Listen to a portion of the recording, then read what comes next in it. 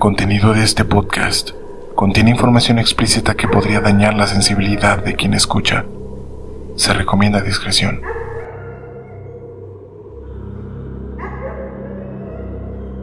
Sean bienvenidos a Rigor Mortis.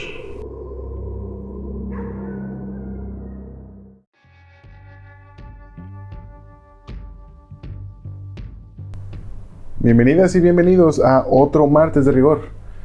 En el episodio pasado ya vimos las espantosas muertes de los excursionistas que se perdieron en el paso Dyatlov. Las causas no las tocamos, eso es porque en este episodio, la segunda parte del misterioso caso del paso Dyatlov, las veremos todas, o por lo menos la mayoría, comentándolas también en el mismo formato que el episodio anterior. Te doy la bienvenida una vez más, Juan. Gracias. ¿Cómo estás? Muy bien, mi hermano. Pareciera ser que el tiempo vuela estando en estas circunstancias. Y Así bueno, es. sí, pareciera ser que nos espera en estos momentos un episodio lleno de muchas teorías, ¿eh? De verdad es Bastante, sí.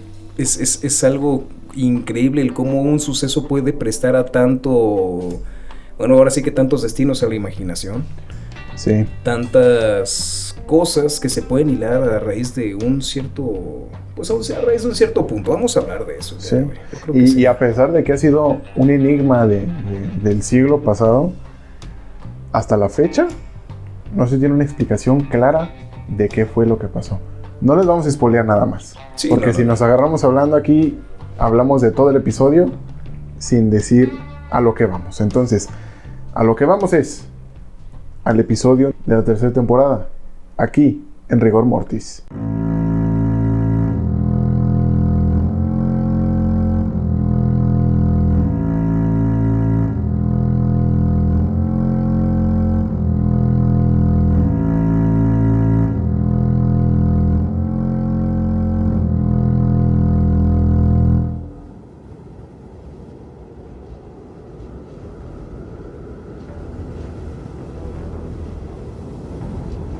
No había una explicación clara, por lo que se tuvieron que examinar todas las pruebas varias veces. La casa de campaña fue examinada por los médicos forenses, encontrando que, por como las fibras habían sido cortadas, las rasgaduras que tenía por uno de los costados fueron hechas desde adentro. Además que los botones de la entrada de la tienda de campaña estaban puestos, o sea, que cortaron la tienda desde adentro, para por ahí poder escapar. Por las pertenencias que encontraron dentro de la casa de campaña, se demuestra que estaban huyendo en pánico, pues dejaron atrás muchas de las pertenencias que pudieron haberle salvado la vida. Desde lo primordial, la ropa para abrigarse y las botas. Además, las huellas que se pudieron encontrar al principio no tenían ningún orden, lo que refuerza la idea de que estaban llenos de pánico y huyeron sin pensar en nada más. A los pocos metros se encontraron 3 rastros de huellas que se separaban, pero metros más abajo se volvieron a reagrupar. Para este punto se creyó que ya no estaban corriendo, sino que daban pasos lentos, como reconociendo el terreno, tal vez observando a todos lados por si lograban ver la amenaza que los hizo huir. Se creyó además que Doroshenko y Krivonishenko, quienes murieron juntos debajo del gran cedro, eran presumiblemente los que iban menos vestidos y fueron los primeros en comenzar a morir por hipotermia. Tuvieron que encender una fogata de forma apresurada para poder mantenerse calientes, por lo que se situaron debajo de un pino, arrancando algunas ramas y encendiendo la fogata acurrucándose alrededor para mantenerse vivos. A pesar de ello, seguían siendo presas del miedo. Además, desde esa posición no podían ver la tienda, por lo que alguno del grupo tuvo que subir al pino para ver si desde lo alto podría ver el lugar donde se había situado su acampada. Sabían que, si se quedaban fuera por mucho tiempo, morirían. Entonces, tenían que saber si la amenaza ya se había ido para poder regresar a la casa de campaña. Al ver que la amenaza ya no se encontraba en la casa de campaña, es cuando fue posible que Dyatlov, Zinaida y Rostam decidieran volver a la tienda. Viéndose con síntomas de hipotermia, quisieron luchar para llegar a la casa de campaña, pero murieron en el trayecto. Los otros 4 integrantes se quedaron con Doroshenko y Krivonishenko para poder mantenerlos vivos mientras esperaban que Dyatlov y compañía volvieran con ropa y así todos volver a la casa de campaña. Pero al ver que no volvían, temieron que tal vez estuvieran muertos, y al ver que Krivonishenko y Doroshenko morían también, decidieron abandonarlos y caminar hacia el bosque para protegerse mejor tanto del viento como de la nieve. Caminaron por el bosque, pero al estar todo oscuro no se dieron cuenta del barranco que estaba ahí, y 3 de ellos cayeron al fondo sufriendo heridas mortales con el impacto de su caída de 6 metros de altura. Pero otra teoría decía que los 4 llegaron al fondo del acantilado y fueron entonces sepultados por una avalancha, explicando así el por qué había tantos metros de nieve encima de ellos, siendo esta la posible explicación de los hechos, la reconstrucción para tratar de explicar las muertes de cada integrante.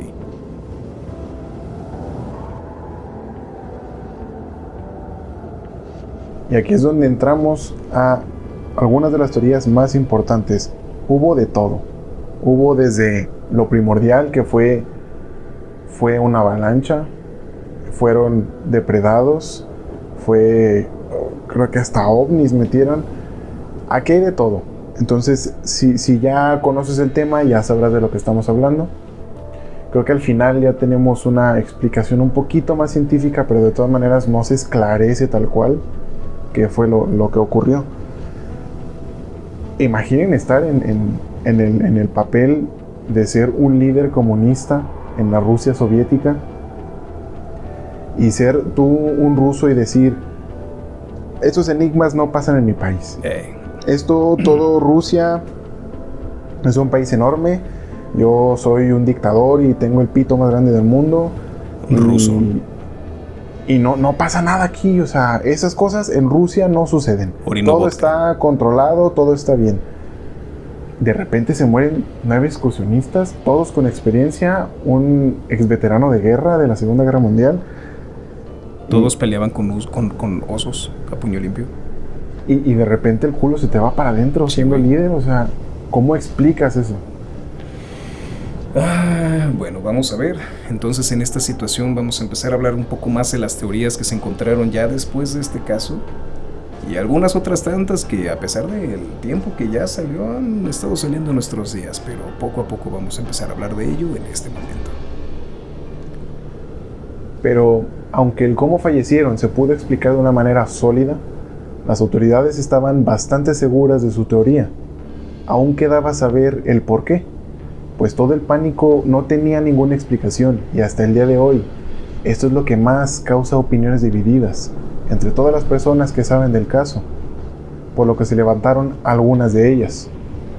La teoría que la mayoría utiliza para tratar de explicar lo que sucedió es que el grupo escuchó que a lo lejos, justo arriba de ellos, estaba provocándose una avalancha, lo que los obligó a huir para salvar sus vidas, lo cual explica el por qué salieron desde uno de los costados de la casa de campaña y corrieron llenos de pánico colina abajo. También podría explicar el por qué decidieron comenzar a escalar uno de los árboles y el hecho de que los últimos 4 fueran encontrados cubiertos por varios metros de nieve. Realmente es una teoría válida, si no fuera porque en el lugar donde estaban acampando, los esquíes estaban clavados en la nieve y no hubo ningún movimiento en ellos. Así como la casa de campaña, que no fue difícil de encontrar, pues no estaba completamente cubierta de nieve. Habían, aunque un poco difuminadas, huellas en la nieve que se podían seguir colina abajo. Además, los 2 primeros cuerpos estaban completamente enterrados en la nieve, así como los cuerpos de los 3 que decidieron regresar a la casa de campaña, derribando la teoría de una avalancha, pues a esto se suma que la pendiente de la montaña no era lo suficientemente inclinada para que ocurriera esto. Otra cosa era que el líder era un experimentado senderista, pero no solo él, sino que llevaban a un veterano de guerra. Por lo tanto, ellos 2 pudieron haber sospechado que el lugar era propenso a una avalancha y hubieran cambiado de opinión al estar en el campamento. Lo que más llamaba la atención fue que uno de los cuerpos fue encontrado con rastros de radioactividad en él. Esto llevó a pensar que hubiera podido ser víctimas de pruebas de bombardeo, pues era bien sabido que el gobierno ruso utilizaba algunas de estas montañas en los montes Urales para sus pruebas de bombas. Ello podría explicar el por qué el cadáver de Kolevatov tenía rastros de radiación y el huir de todos los integrantes, pues despavoridos por los sonidos de las explosiones, era más probable que entraran en pánico, tal cual como lo hicieron, abriendo la casa de campaña desde adentro y corriendo colina abajo tratando de escapar de alguna bomba o misil que pudiera hacerles pedazos. Esta versión además explicaría la causa por la cual 3 de los integrantes, después de un tiempo, quisieron regresar al campamento para revisar si el bombardeo había cesado y si aún quedaba algo que rescatar en el campamento. Imagínate ponerte en esa posición. Supongamos que esa teoría es cierta. O sea, lo de la avalancha también podría ser, pero hay pruebas que lo niegan. Pero ponte en la posición de decir, estamos en la casa de campaña todos, porque era una casa de campaña comunal. Sí. Era una casa de campaña grande para los 9.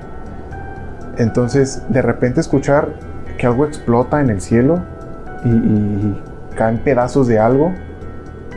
Y, o sea, no fue a las 5 de la tarde, no fue cuando había sol, cuando fue en la noche. Sí, en la oscuridad absoluta. Fue en la noche, y si hubo tormentas de nieve, hubo ventiscas, lo más seguro es que el cielo estuviera nublado.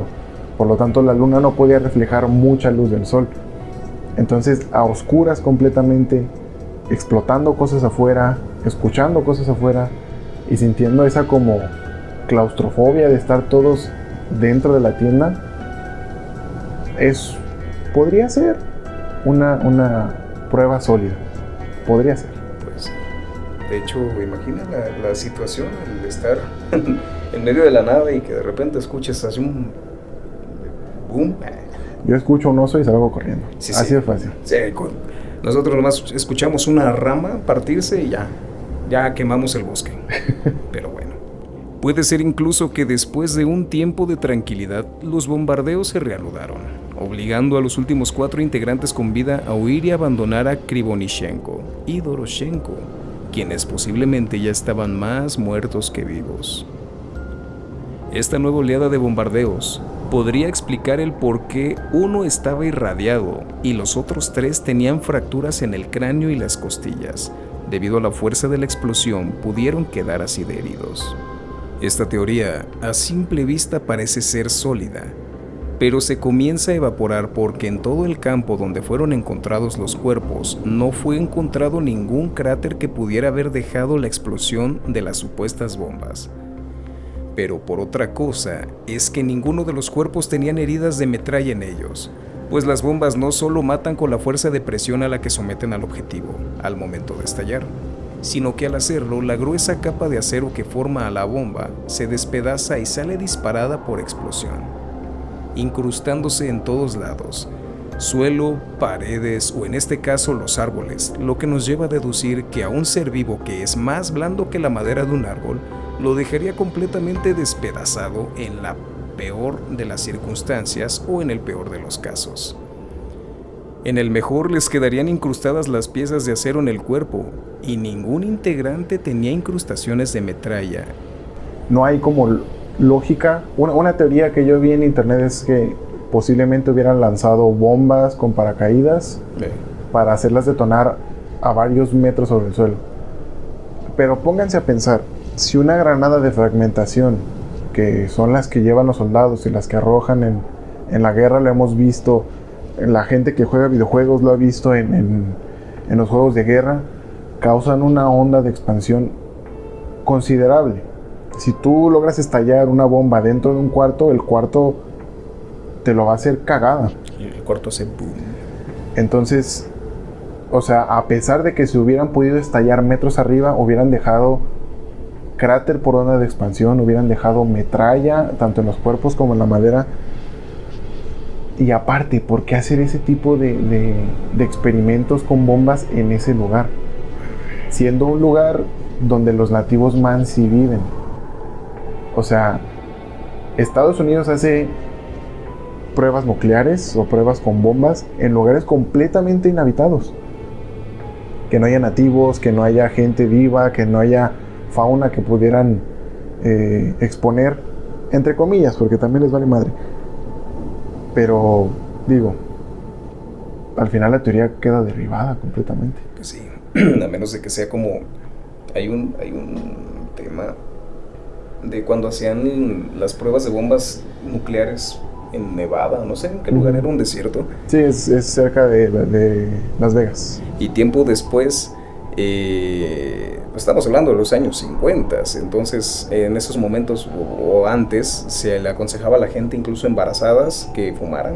Entonces habían hecho pruebas en un desierto y después, como no tenían buenas relaciones con China y eso, y querían hablar sobre el último...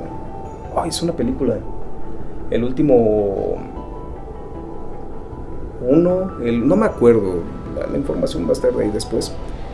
Fueron a grabar a ese desierto, que era lo más parecido a lo que iban a encontrar en las cordilleras de China y demás, y estaba radiado, güey. O sea, fueron más de 50 personas las que les contrajeron cáncer. Y creo, según tengo entendido, ahí hubo un actor mexicano. Ajá.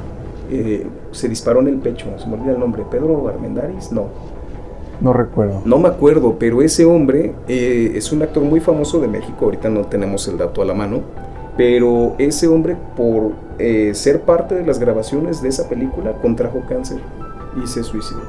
Wow. Se suicidó, que a su esposa, estando en la estadía del hospital, le pidió que le fuera a traer un sándwich porque tenía hambre. De alguna manera logra filtrar un arma de fuego al hospital, y cuando la esposa sale a buscarle de comer, se dispara en el corazón y muere. Wow. Entonces, puede a lo mejor ahí que pues hubiera, ahora sí que no se puede decir irresponsabilidad, pero sí es irresponsable. También el gobierno gringo no es muy responsable, que digamos. Si fuera así de responsable, no venderían armas en los Walmart. Teniéndolas justo al lado de las botanas que vas a comprar para la peda del día o para la fiesta de tu hermano. Así es. Lleve botanas y por $5 más llévese una carga completa de su AK-47. Dato curioso. Perdón, M16, porque el AK-47 es ruso. Dato curioso, y busquen si pueden por ahí en YouTube. Hay un pequeño documental donde un niño lo llevan a unas tiendas. Lo graban a cámara escondida. Ajá. Y lo llevan primero a una tienda, un 7-Eleven, por así decir. No mencionamos marcas, pero bueno, se presta para el ejemplo. Y le encargan comprar cigarros y le niegan la venta de cigarros. El niño tiene 13 años, creo. Lo llevan a otra tienda a comprar alcohol y está prohibido venderle alcohol. Okay. Lo llevan a un puesto de boletos de lotería y, por no ser mayor de edad, tiene completamente prohibido el comprar un boleto de lotería. Se entienden las dos anteriores por perjuicios de la salud y demás, pero la lotería, dices, bueno, a lo mejor para que no caiga en juegos de azar y demás. Y ese mismo día, cuando le niegan la venta del boleto de lotería, van a una feria de venta de armas y, sin ser mayoría de edad, sin algún perfil psicológico previo, sin nada, le venden. Pero no, véanlo, es impresionante, o sea, es... Y es que, digo, no podemos ponernos a hablar de la cultura de la violencia siendo México. Sí, no, aquí estamos... no somos Irán o Irak, no estamos tan mal, pero México es violento. Sí. México es muy violento.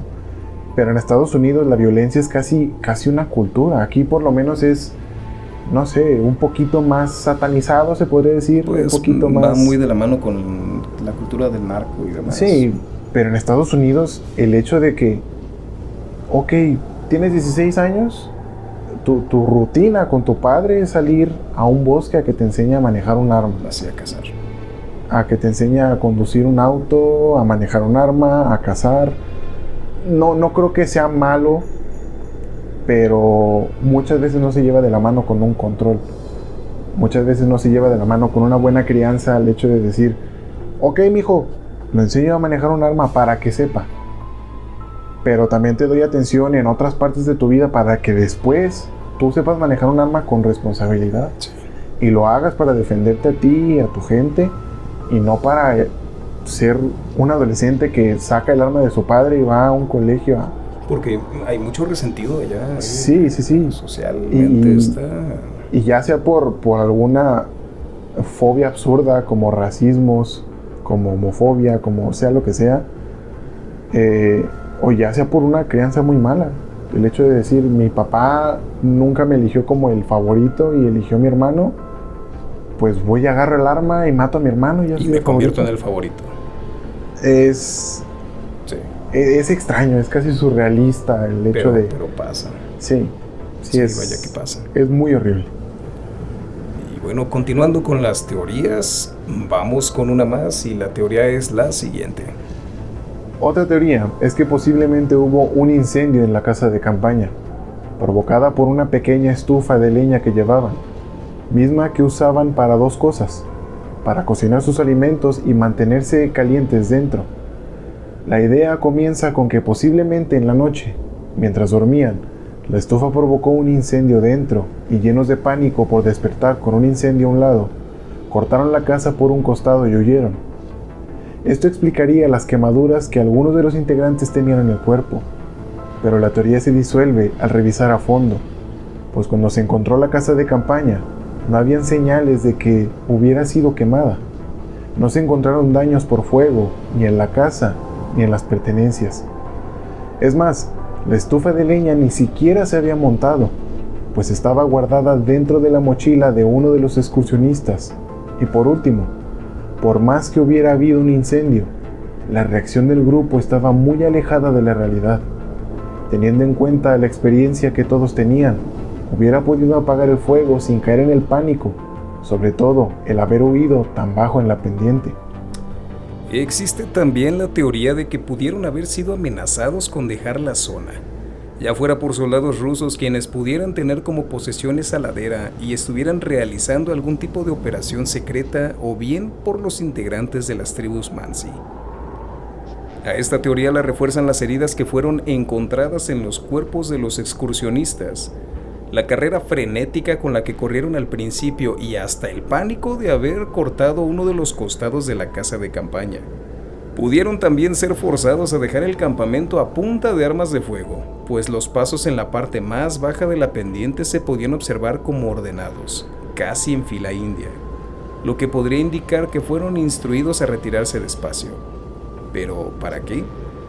Las autoridades confirmaron que el ejército ruso no hacía ninguna operación en el lugar, y los nativos Mansi se consideraban pacíficos, por lo que ninguno los atacaría por el simple hecho de acampar en una colina sin representar una amenaza. Pero lo que terminó de enterrar a la hipótesis del ataque fue que no se encontraron pisadas ni cerca ni lejos de la tienda de campaña. Además, ninguna de sus pertenencias fue robada, lejos de robar dinero o el equipo que pudieran vender para después. La ropa y el alcohol es algo muy valioso para las tribus Mansi. Y todo esto estaba dentro de la casa de campaña. Pero aún así, Yuri Yuden piensa que sus amigos pudieron haber visto algo que no debían y fueron asesinados por las fuerzas especiales rusas.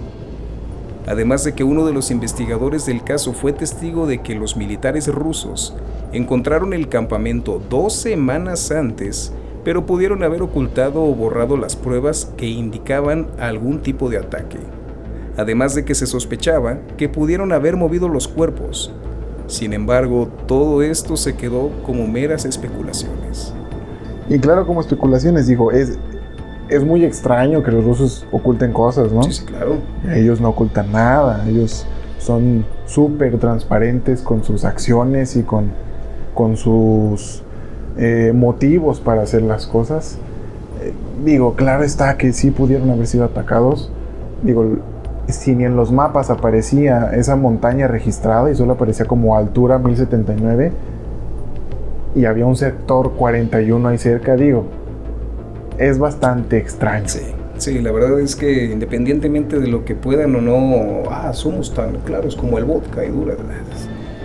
Siempre, digámoslo en un término sencillo, así como existe el FBI en Estados Unidos, por algo existe la KGB. Por algo existen todas ese tipo de operaciones de espionaje y de investigación rusa. Por algo la Unión Soviética ahora sí que no castigaba, sino que tenía unos niveles de censura altísimos. altísimos. Era como ver One Piece en 4Kids. Los que me entiendan eso lo sabrán después. Pero sí, pues yo digo que sí es... Es una teoría válida. Digo, Yuri Yudin estuvo en todo el proceso de cuando se encontraron los cuerpos, en todo el proceso de qué es lo que pasaba con sus amigos. Yuri Yudin tal vez sabía muchas más cosas de lo que se expuso. Sí. Y siento yo que también él fue obligado a quedar en silencio y obligado a no decir cosas. Si Yuri Yudin estaba sospechando que sus amigos fueron asesinados por alguna gente porque encontraron el campamento antes o ellos pretendían saber algo, por algo ha de ser. Aquí en México tenemos algo muy parecido. Han habido varios casos. El más famoso que sonó últimamente fue el de los 43 estudiantes asesinados en Ayotzinapa. Así es. Y el presidente se hizo estúpido y al final no dijo nada. Al final todo quedó... Simplemente le dieron un carpetazo y adiós. Entonces, si en un país que no es ni siquiera potencia mundial se esconden secretos de esa manera, imagínense en un país que es potencia después de la Segunda Guerra Mundial y aparte viven en un régimen de dictador. Digo, hubo ahí muchos secretos que se tuvieron que guardar. Más o menos, si se quieren hacer alguna idea de algo similar a esto, revisen de la temporada número 2, el episodio 16, la desaparición de Paulette. Es algo que pasó aquí en México, fue un caso muy sonado, no sé si en otros países haya tenido la misma repercusión que tuvimos aquí, pero más o menos va de la mano. Sí, es exactamente lo mismo. Sí, sí. Todas las pruebas fueron amañadas, toda la información fue oculta, se convirtió en un circo mediático. Digo, aquí en México tienen mucha costumbre de hacer eso.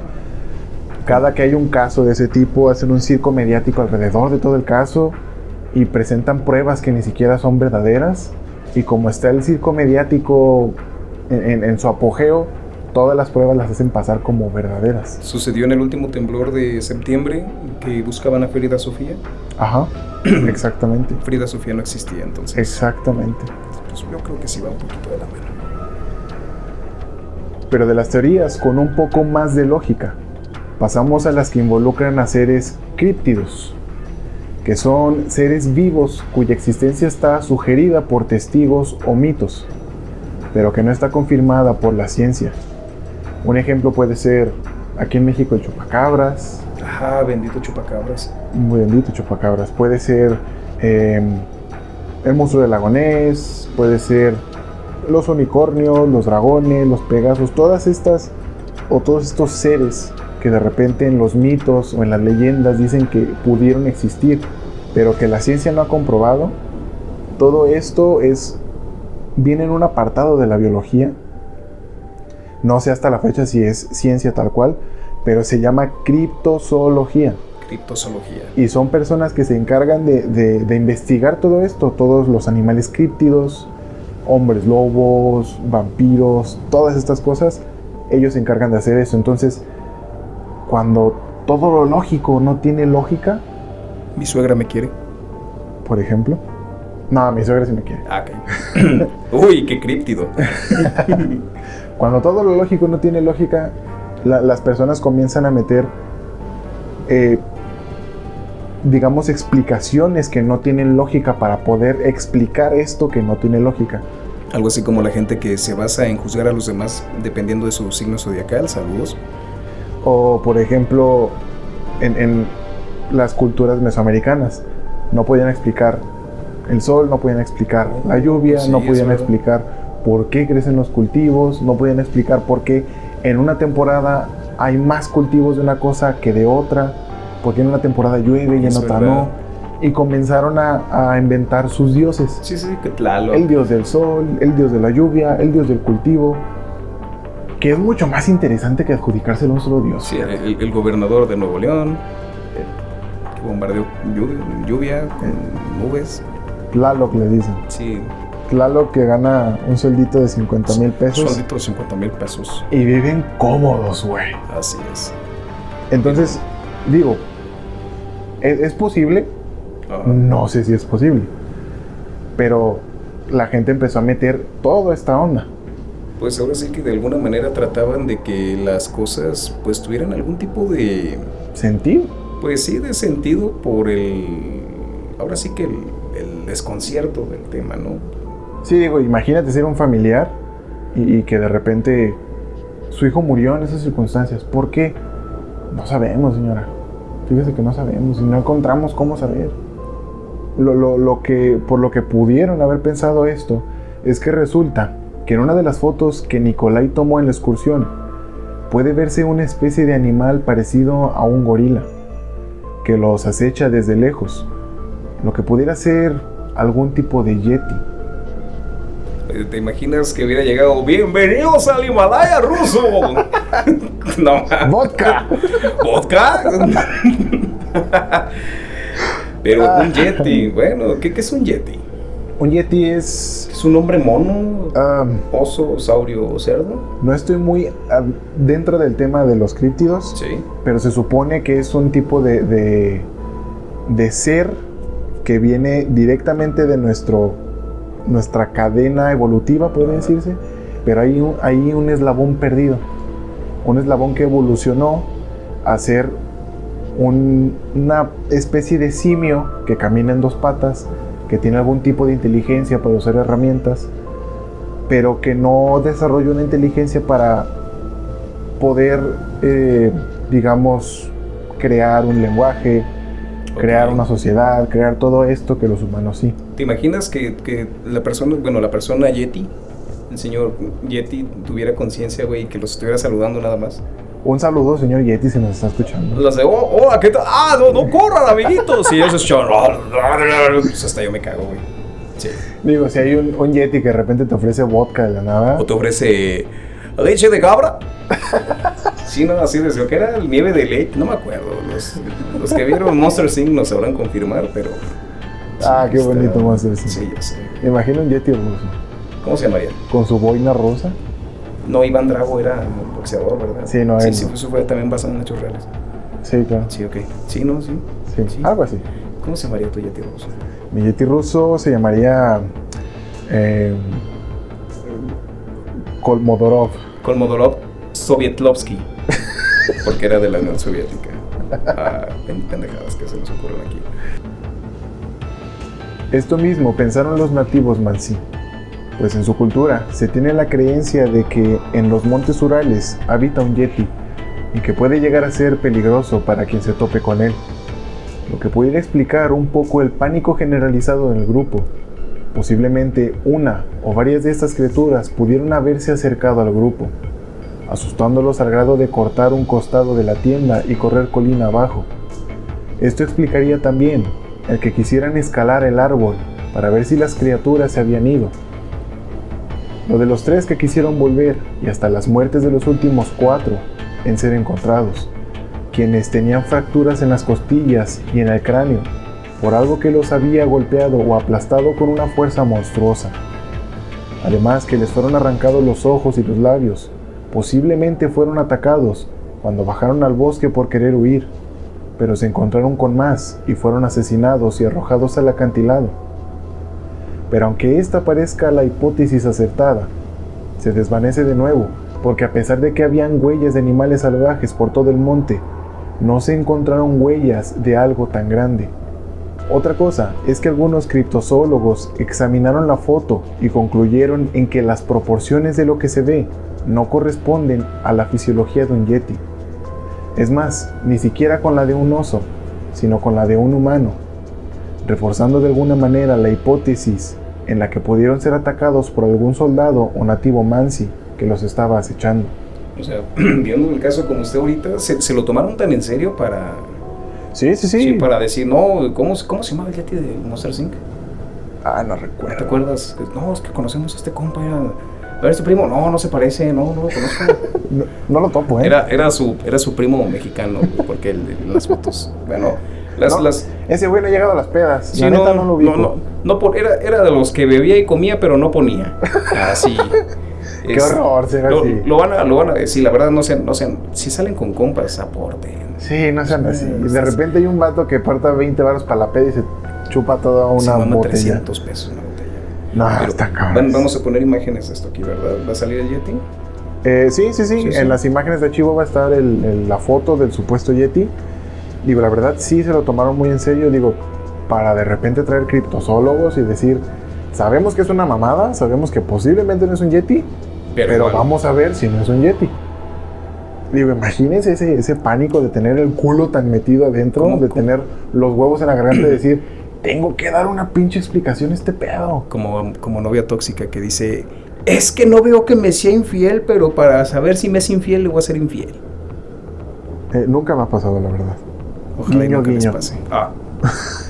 Bueno, en sí, siguiendo en la misma línea, otra de las teorías involucra ovnis. Eso quizá es como... Van a ver en las imágenes a lo que me refiero. Hay unas en donde salen unos cuantos orbes. Y no había ninguna mafia hablándole a los ovnis. Sí, no. Digo, Me quiero a mí misma, los voy a matar. Así. Bueno, la teoría involucra ovnis.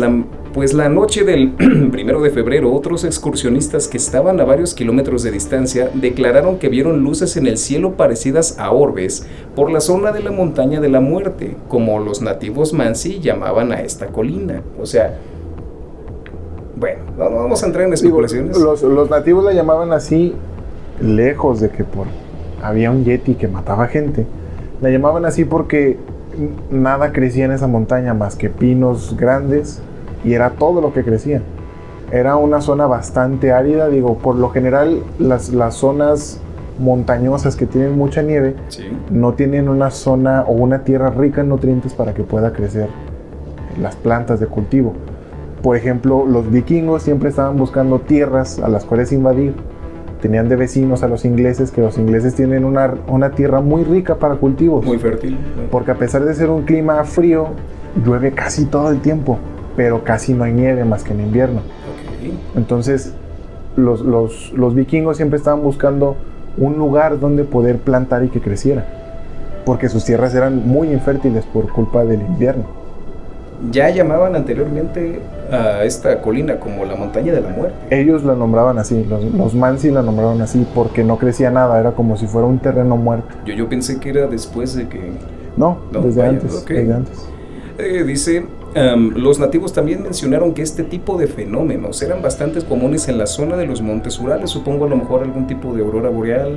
Algo así, tal vez. sí. Se me hace un poco más lógico eso. Sí, de hecho. De haber sido cierta la teoría, podría explicar la radiación en el cuerpo de Kolevatov. Pues es una constante en todos los encuentros con ovnis que se han documentado. Siempre quedan con rastros de radiación. Pero la explicación a la radiación es que Kolevatov era un físico nuclear, por lo que la contaminación pudo haber sido en algún laboratorio de la universidad, y no por algún ataque, siendo esta explicación lo que revela por qué él fue el único que tenía restos radiactivos en el cuerpo y en su ropa. Ok, o sea... Se esclarece aquí un misterio o sea, muy grande. si lo vemos de esa manera, se me hace lógico. De Imagínate hecho. a lo mejor algún técnico radiólogo, ¿sabes qué? Me Claro. voy a trepar ahí al Nevado de Colima y lo encuentran fallecido y dice, este trae radiación porque pues ya revisando su historial me cuadra. O sea, esto se me hace más lógico a que... Yo he escuchado casos de gente que ha tenido acercamientos con ovnis, que supuestamente fueron abducidos por ellos.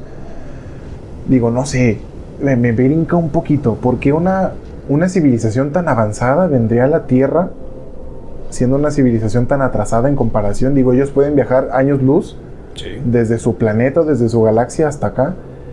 ¿Por qué vendrían a examinarnos? Digo, puede ser por curiosidad. Sí, puede ser a lo mejor Imagina- enriquecimiento ahí. Imagina un padre con su hijo ovni. Morro, vamos a la Tierra. Es tu cumpleaños, hoy vamos a abducir tu primer humano. Sí, somos aliens estadounidenses, así como los 17 casan, hoy vamos a ir a cazar. No, vamos a ir a cazar mucho humano, tráete tu sonda. Esa no, la otra. Bien. Pero incluso, digo, con esa gente que jura y perjura y Y haber tenido los han interrogado, y en todas las interrogaciones sale exactamente lo mismo, o sea, sin variarle a su explicación. Han encontrado que tienen rastros de radiación no altos como para provocarles un tipo de cáncer, Sí. pero lo suficientes para que los instrumentos los capten. Hasta el momento tiene lógica el hecho de que se haya quitado el enigma de por qué había radiación. Con esto se borra, de hecho, el hecho de que pudieran haber experimentado con bombas que tuvieran radiación y que los hubieran irradiado. Sí. Porque él fue el único que se encontró con radiación y era ingeniero nuclear. Atómico, se dice atómico.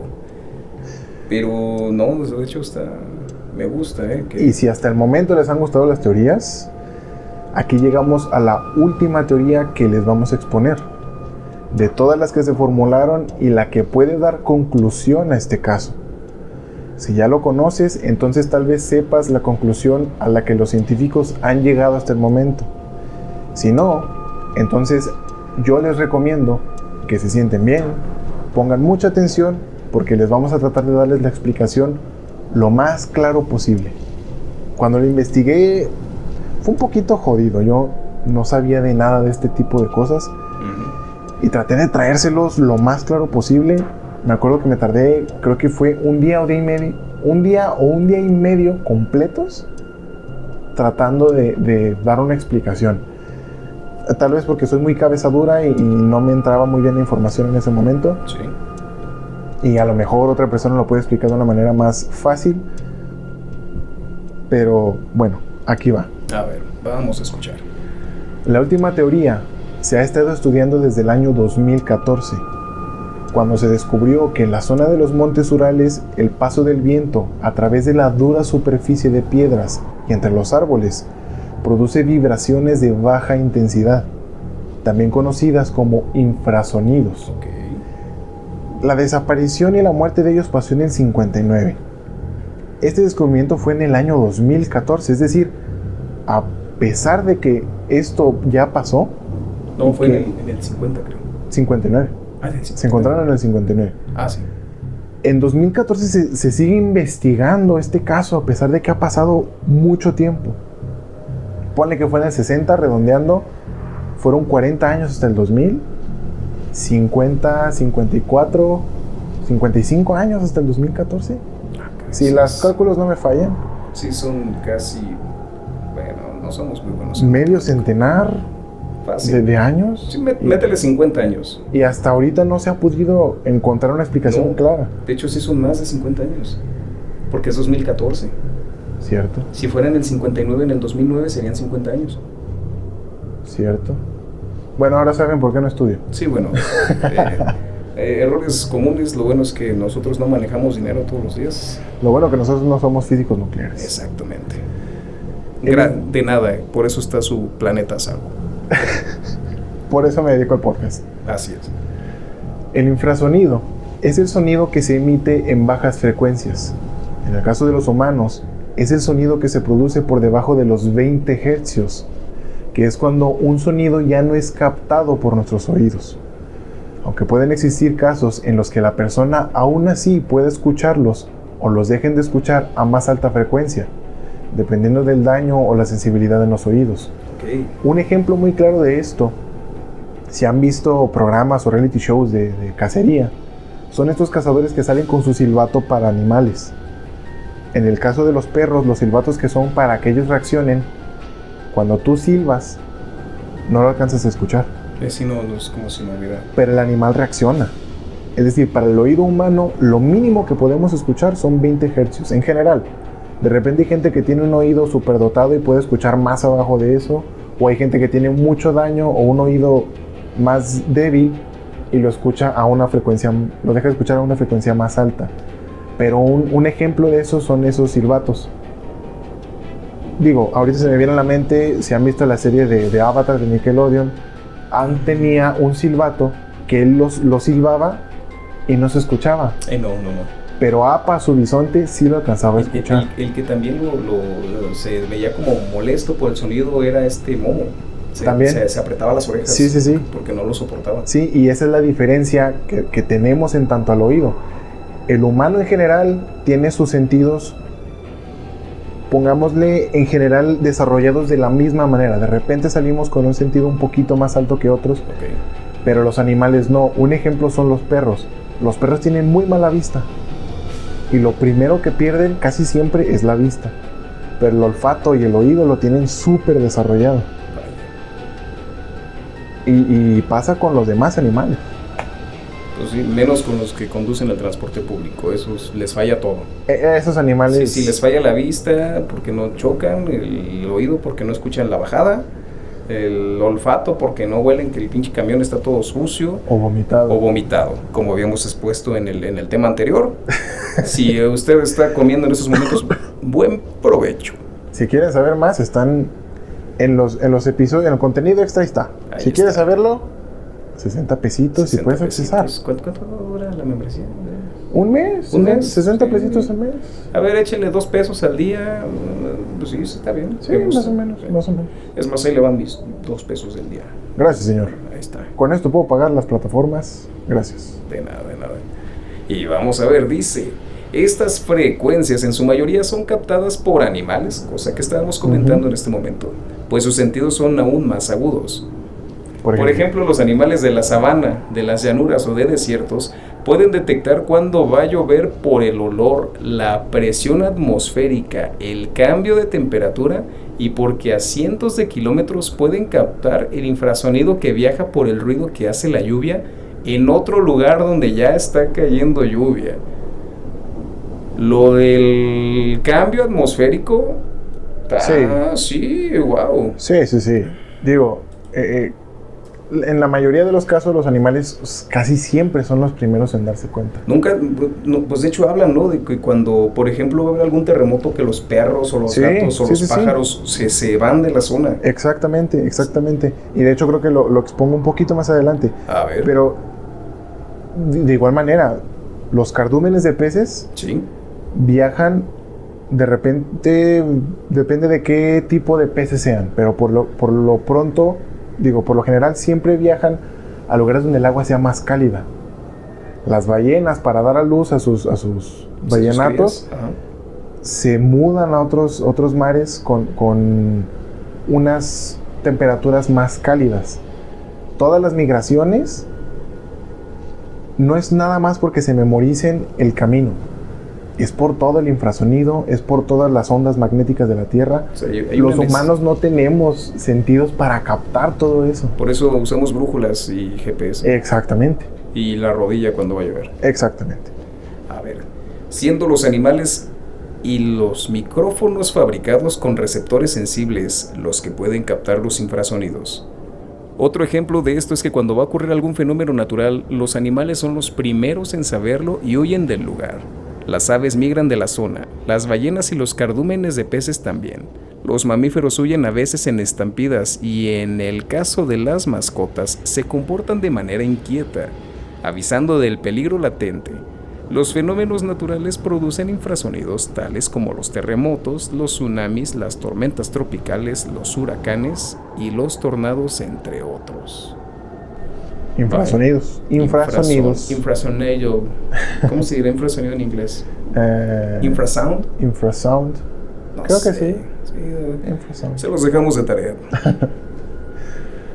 En este caso, los tornados son de vital importancia, pues son en esencia aire que corre en promedio de 65 a 180 kilómetros por hora, aunque pueden subir a más de 300 kilómetros por hora si las condiciones son las adecuadas. Por lo tanto, los animales son los primeros en darse cuenta incluso varios minutos antes de que la desgracia suceda. Es por esto que cambian de lugar hacia otra zona con menos infrasonido. En el caso de los humanos, nuestro oído no logra captar el infrasonido. Esa onda puede viajar kilómetros antes de que se pueda disipar con el viento o con el choque contra algún objeto. Pues nuestros oídos captan el sonido desde los 20 Hz y hasta los 20.000 Hz, ruidos que no pueden ser captados por nuestros oídos. Okay. Los ejemplos son los ultrasonidos que les hacen a las embarazadas. Sí, o creo que parecido a lo que hacen las ballenas, ¿no? Sí, también. Bajo el agua, los submarinos. Sí. Y esas ondas viajan muchísimo lejos, viajan muy lejos, antes de que se puedan disipar. Pueden chocar con superficies duras y lo que hacen es rebotar.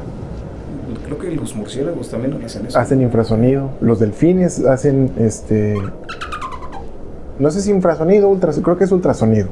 Ya. Las máquinas que hacen los ultrasonidos a las embarazadas envían ondas de sonido que chocan con el cuerpo del bebé, con los órganos, para dar una imagen a una pantalla. Y así pueden detectar tanto los resonancias magnéticas, como las tomografías, como los ultrasonidos en las embarazadas. Pueden lograr captar órganos que estén mal o cosas que estén mal dentro del cuerpo. Nada más hay como dato extra, luego véanlo por Google o por YouTube. ¿Te has preguntado alguna vez por qué nunca han utilizado una tomografía para ver el interior de una embarazada y ver el bebé? No. ¿No? Ok. Tiene que ver mucho con la cuestión del sonido, por cómo rebota. Se los dejo de tarea. Ahorita terminando esto, te vas a llevar una sorpresa. Wow. No, el bebé no explota. No es como si utilizaras un microondas. No le hace daño, pero sí se van a llevar una sorpresa si lo buscan. Búsquenlo. Búsquenlo, está recomendadísimo y van a ver por qué. Van a entender, a lo mejor no se les había cruzado por la cabeza, pero ¿por qué no utilizan una tomografía para poder ver un bebé? Bueno, ya hicieron eso y se van a dar cuenta de por qué. Pero ¿por qué son de vital importancia los infrasonidos para este caso? Porque en el lugar donde ocurrió todo hay muchísimo viento, lo cual produce sonidos en diversas frecuencias, desde viento que ensordece hasta viento que es apenas un silbido. Es aquí donde entra el infrasonido y sus peligros. El infrasonido puede viajar muchos kilómetros sin disiparse, esto por la baja frecuencia a la que vibra, lo cual le facilita viajar más en el viento antes de disiparse. En cambio, con el sonido en frecuencias más altas se disipa con el viento y choca con rocas, paredes, árboles, etc. Entonces, los peligros del infrasonido cuando una persona se expone a él sin saberlo es que causa problemas físicos y sensoriales. Puede causar que los ojos vibren, pues la frecuencia no es escuchada, pero los tímpanos vibran ligeramente con ella, por lo que una exposición prolongada puede reventar los oídos aún sin haber estado en un lugar con ruido en frecuencias altas. Tal es el ejemplo de que una persona encerrada en un cuarto con el sonido de una gota de agua cayendo constantemente puede quedar con sus oídos reventados y enloquecer. Esto se debe al infrasonido que produce la gota con cada caída, pues está el ruido que escuchamos, tal cual, como el goteo. Pero aparte hay ondas sonoras que nuestros oídos no alcanzan a escuchar, y estas son las que pueden causar daños en el cuerpo humano. Hubo un experimento. Había un programa muy famoso en los años 2005, 2010, se llamaba Los Cazadores de Mitos. ¿Suena? Sí, Discovery Channel, buenísimo. Muy bueno. Hicieron una vez en un capítulo esto, la tortura de la gota. O sea, se tenía como que la incredulidad de ¿realmente esto va a funcionar de algo? Tuvieron que parar los experimentos. Sí, es una tortura muy cruel. Se ve incluso creo que no me acuerdo cómo se llama, Tori, no me acuerdo, de los integrantes de Los Cazadores de Mitos. Van muchos años que pasaron de la última vez que tuve la oportunidad de verlos, pero salen llorando. Sí. O sea, de que la gota era venía de una fuente de agua fría, les ponen un cronómetro y demás, y, o sea, salen despedazados, o sea... Sí, y esto pasa en una zona aislada de sonido. O sea, lo único que hay de ruido es la gota. Es el sonido que puedes hacer tú y el sonido de la gota. Y no es tanto porque el sonido sea repetitivo y esto afecte tu psique. Ese infrasonido es el que chinga si es expuesto de una manera prolongada. Hay muchos aparatos que producen infrasonidos, sí. Aparatos electrónicos, motores, incluso en la naturaleza, el viento y todo esto puede ocasionar infrasonidos. Si no estamos expuestos de una manera prolongada, no hay ningún problema. Entran a nuestros oídos, no los registra el cerebro, pero el tímpano es muy sensible. Con cualquier vibración, ya sea aire, ya sea ruido, ya sea lo que quieran, vibra.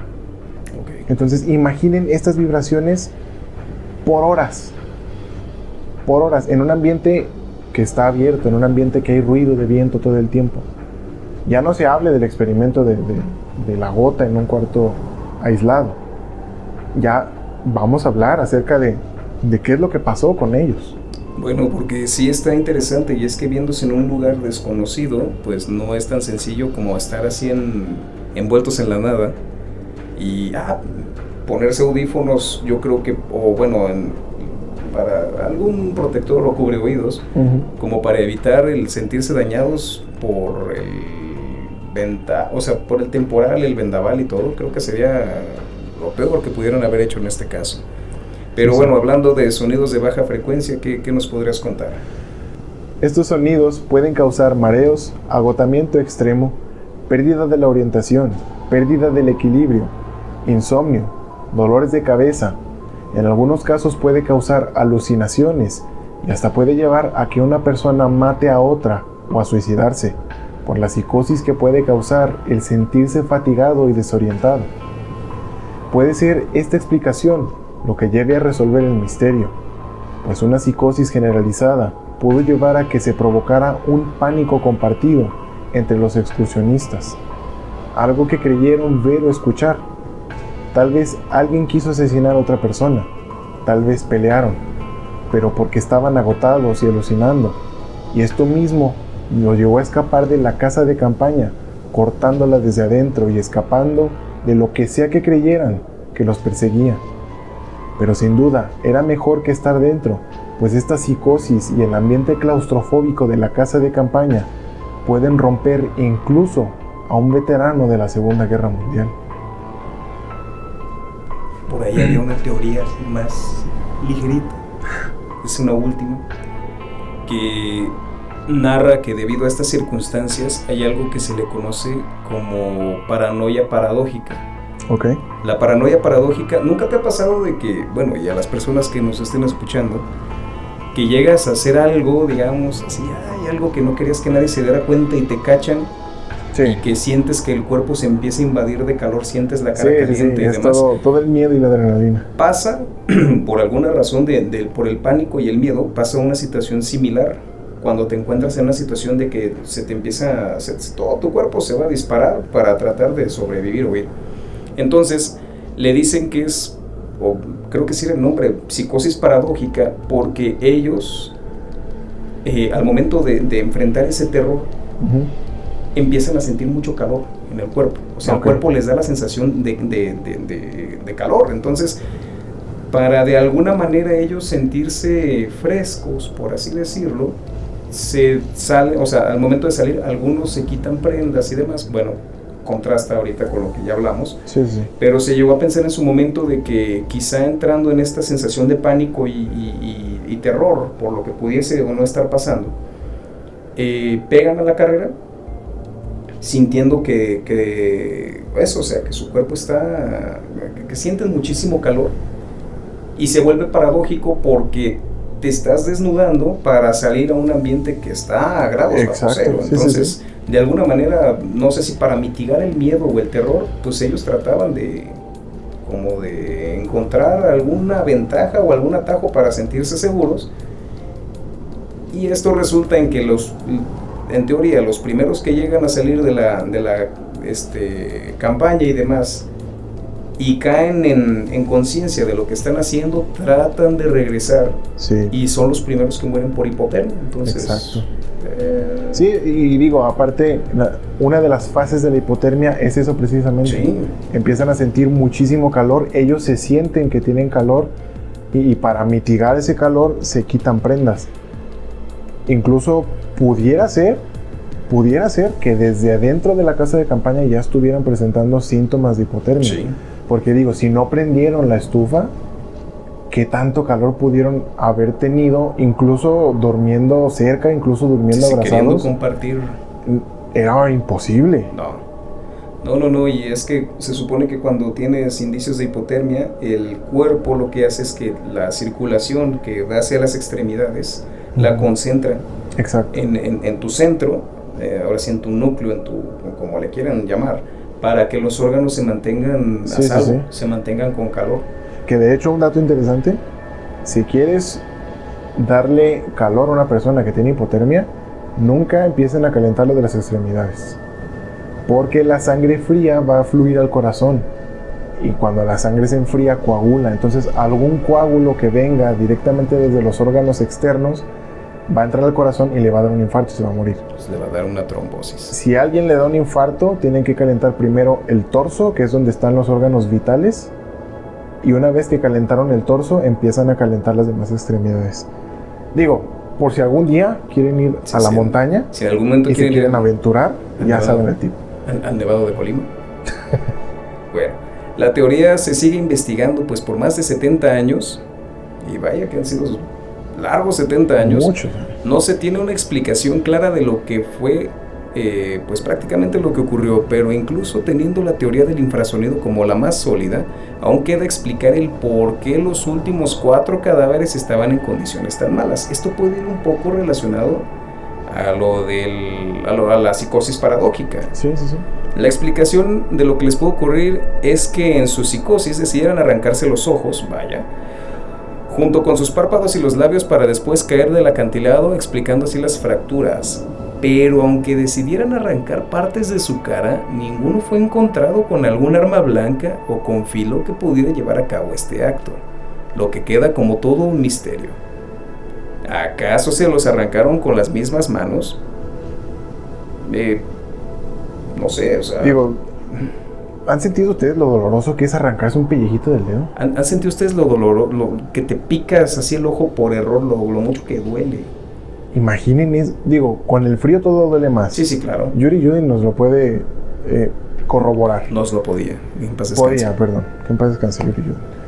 Entonces, ¿no han tenido las manos frías y de repente se han golpeado en la pared que duele muchísimo? Sí, y se hacen hematomas y moretes con facilidad. Imaginen arrancarse los ojos. O los labios. ¿O los párpados? O la lengua. ¿Cómo te arrancas la lengua?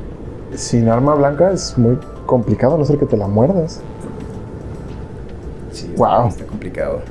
Pero lo que más causa misterio es que ninguno de los 9 pudo detener al grupo. Posiblemente alguno de ellos recobró la conciencia y trató de detenerlos, siendo demasiado tarde.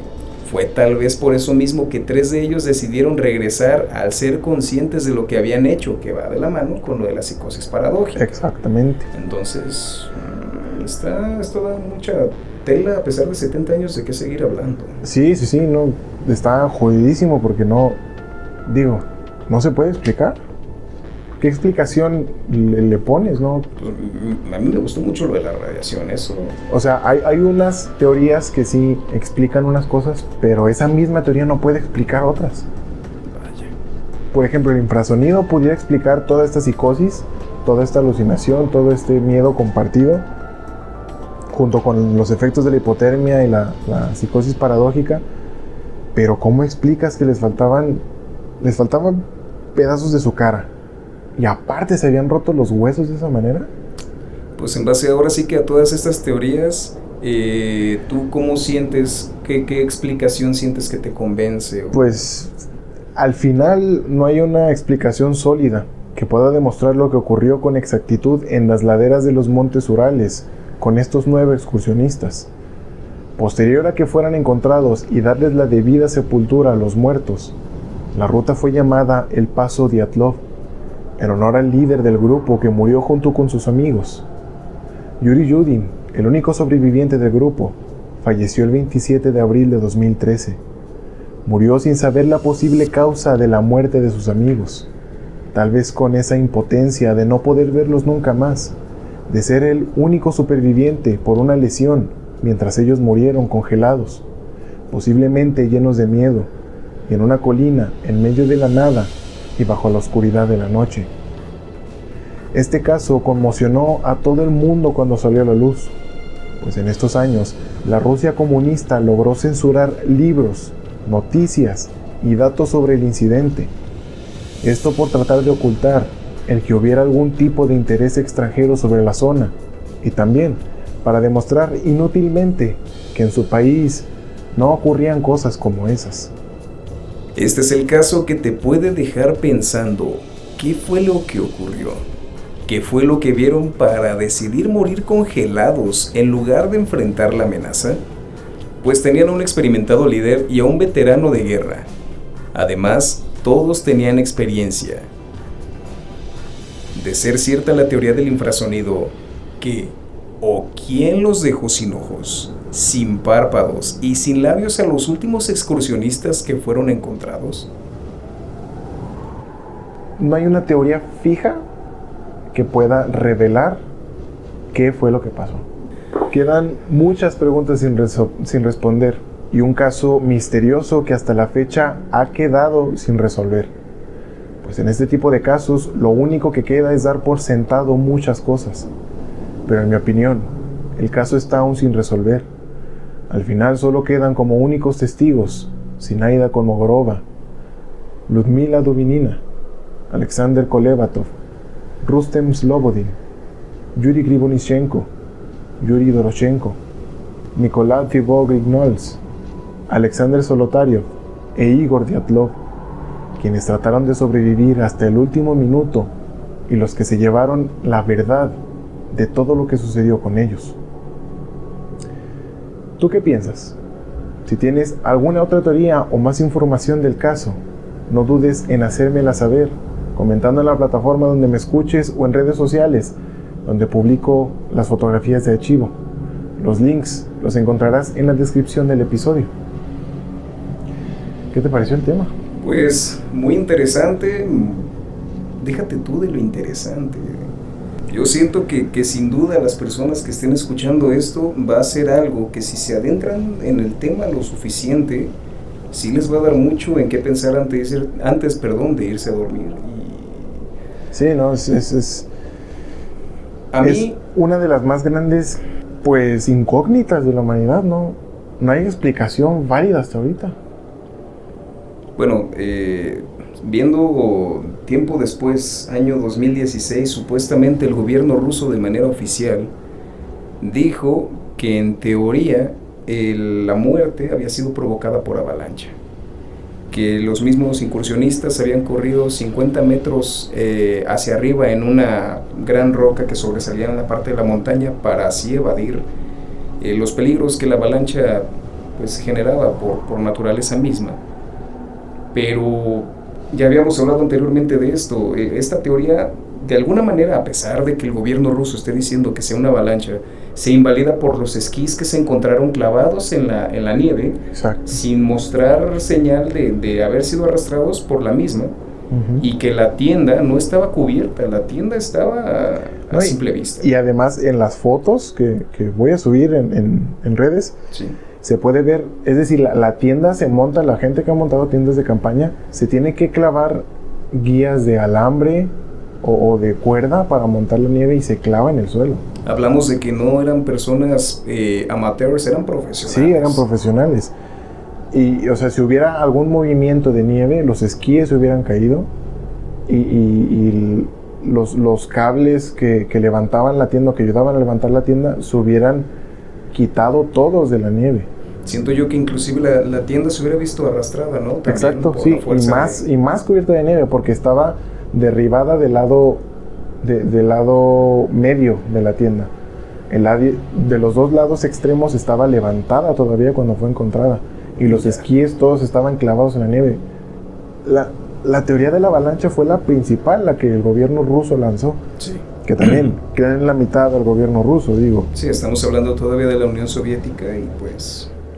No querían verse débiles, no querían verse incompetentes frente al mundo, siendo, según ellos, la nación más potente del mundo y la nación más fuerte del mundo.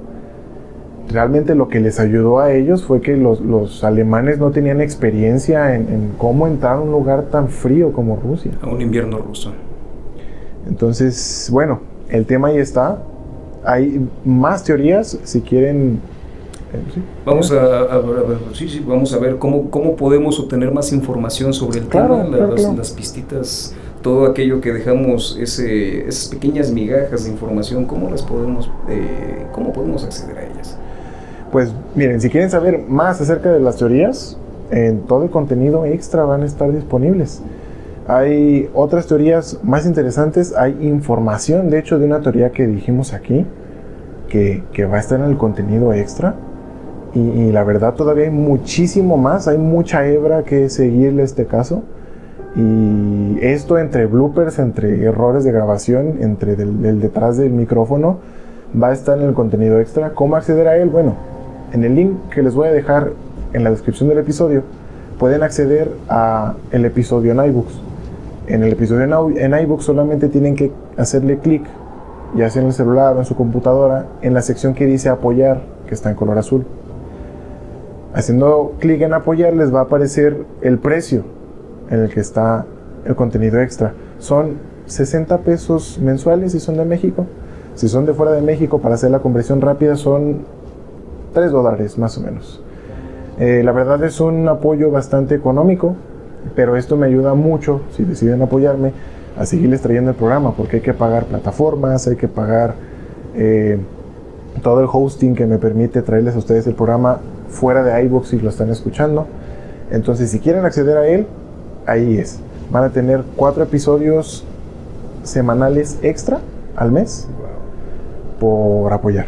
Entonces, no les estoy dando nada, la verdad les estoy dando contenido todavía bastante bueno. Y bueno, ahí va a estar por si quieren suscribirse. Muy bien, pues ahora sí que ya lo sabemos en este momento. Si quieren empaparse un poquito más de información y estar, pues ahora sí que obteniendo todo el 100% de los temas que se están presentando, el detrás de micrófonos, que la verdad va a estar un poquito especial. Sí. Piensen en un momento nada más, 2 pesitos al día, 60 pesos por un mes, claro que se puede. Sí. Es más, deme 3 de una vez. Pero que bueno, igual no están obligados a entrar. Sí, no, claro. Todo es voluntario. Si ustedes quieren ingresar a este contenido, ahí va a estar disponible únicamente en iBooks. Ninguna otra plataforma lo va a tener. Nada más en iBooks va a estar. Y bueno, nos escuchamos por allá si quieren ingresar. ¿Algo más que tienes que agregar, Juan? No, de momento yo creo que estamos todos listos, hechos y contentos con esto. Yo de verdad espero que hayan disfrutado al menos esta transmisión. Sí. Que hayan disfrutado el tiempo escuchándonos una vez más y pues esperemos pronto estar dentro del mismo canal para poder seguir platicando sobre este tipo de historias que, si bien a veces no están tan bien esclarecidas a pesar de los años, sí creo que nos dan mucho en qué pensar cada vez que vamos a... yo creo que este caso no se va a resolver pronto. No, la verdad, como está la situación en Rusia. Una de las gran partes es porque, digo, Rusia es muy extenso. Si la zona se tuvo que peinar con un avión no tripulado, da mucho que pensar. Digo, no va a ser pronto. Entonces podemos especular, podemos suponer otras teorías, podemos checar otras teorías. Y lo bonito de esto es que nos deja especular. Nos da mucho a la imaginación y es lo interesante. Entonces nada, gente, muchas gracias por escuchar. Gracias por prestarme su tiempo y sus oídos. Yo fui Eduardo Miranda. Mi nombre es Antonio Quiroz. Esto fue Rigor Mortis. Y ustedes son asombrosos. Hasta la semana que viene.